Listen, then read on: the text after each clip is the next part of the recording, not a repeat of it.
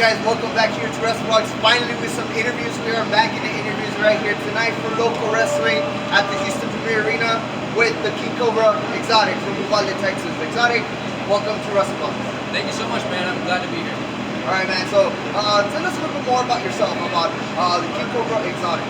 I've been wrestling for 3 years, trained by Seth Rollins, Eric Brave at the Black and Brave Wrestling Academy, and tonight I'm making my Loko Wrestling debut. Alright, awesome. How do you feel about your debut tonight? You're facing Uvalde, one of the best of Texas. You wouldn't agree with me, disagree, but one of the best, and it's a tough task, and I think this is a match where you prove the haters wrong. What do you think? Of course, I'd be dumb to say, otherwise. Uvalde is one of the best, not only in Texas, but in the world. But unlike Uvalde, I've earned everything that I have. He's where he's at right now because of Butler, because of the reality of wrestling. Me, I've had to call and I've had to fight my way to be here tonight. And as I said online already multiple times, I'm desperate. I have nothing to lose, yet everything to gain. So tonight I'm just going to do whatever it takes to put my name out there.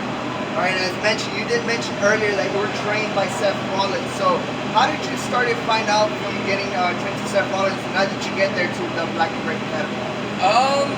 Honestly, I had gone to a show, I think it was Hell in a Cell 2018, whenever they were in San Antonio. I went there, and whenever I was there, I realized that wrestling incorporated everything I loved, which was entertainment, working out, and wrestling. Once I realized that, I just one day just happened to see that Seth Rollins had his own school, and I just applied. That's how I got started. All right, and was that your first time training, or did you have any training experience before Black and Brave? Black and Brave is the only training experience I have. Okay. And as mentioned, Seth Rollins is there, one of the trainers, and you owner, of course, of Black and Brave Academy. Did you ever train with him? And if so, how did it feel training with Seth Rollins and Chamber at the ring? Training-wise, Seth was always there. He was always there giving us routines. Even to this day, I send him matches. Most recently, whenever he had his Hell in a Cell with Edge, Crown Jewel, whenever he was in Saudi, I actually vividly remember that. I sent him that match at nighttime, which was already morning over there. Before his match, a few hours before his match, he actually took the time to watch my tape and then sent me back routines. So I do have a healthy relationship with Seth. Have I shared the ring with him specifically? Not exactly, but he was always there. He was always giving critiques and just teaching us what he knows. Yeah, that's awesome, man. And it's not a lot of people that I hear from that they train in the Black and Brave Academy. You're one of the few that I know that train for that. So that's pretty awesome, man. But, yes, sir. And of course, you do come from the community of Uvalde. How is it from? I know you were the owner and promoter of Next Level Wrestling. How did it feel bringing over pro wrestling into the city of Uvalde? It felt great, man. If you're from Uvalde, if you've been there at all, you guys know that there's not a lot to do, really. Just a lot of restaurants and a movie theater.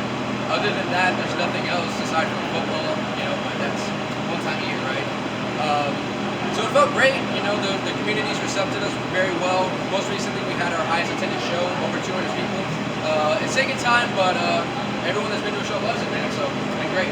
Yeah, and the first show that you did in Uvalde, of course, it had under your previous name. It wasn't Next Level Wrestling when it started, but it was a previous name. But for that first show, how did it feel? How did the fans go over? Was there any feedback in regards to that first show in Uvalde? It was great, man. A lot of people were very surprised with everything that we did. We were there was other companies, that would do like Titantrons, hype packages, stuff like that. But we're the ones that really, I feel like, pioneered it and got it, took it to a whole other level to begin with AWP. But generally, the reception was very well. Everyone loved it. It was during a tough time too. COVID was just starting to, it was still just starting out.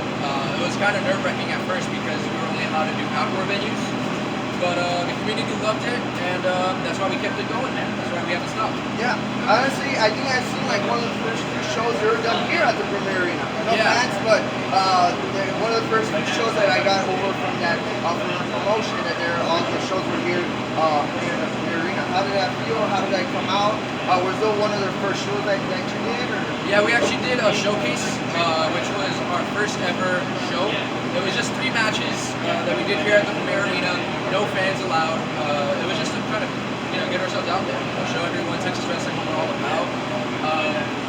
Overall, it did very well. Within like the first few hours, we had over 1,000 views. So to me, me, I thought that was a small accomplishment for our first, like, for that promotion at the time. And yeah, man, that's kind of how we started out here. Other than that, we've only had one other show here, which is Battle for the Crown, and that was during one of the worst weeks of COVID, so it wasn't very good attendance-wise. But you know, maybe we'll be back here someday. It's back in Houston. What do we expect for next level wrestling within the coming months, years, weeks, days? Just consistent shows. We're trying to run every month, at least once a month, and we got new belts on the way soon. So fingers crossed that'll be here by the next show. All right. So we are one of the biggest promotions in the state of Texas, which is Loko Wrestling. But is there other promotions you would like to wrestle in, or what are your promotions to be in the state of Texas or outside the state of Texas? I would say right now, one of the biggest ones for sure, I would say, has to be New Texas Pro. I feel like that's another place a lot of people don't know. That's where a lot of the premier talent is at right now. I would say New Texas, VIP, even WrestleRave. WrestleRave's been getting a good amount of attention too. I'd love to do a show with WrestleRave.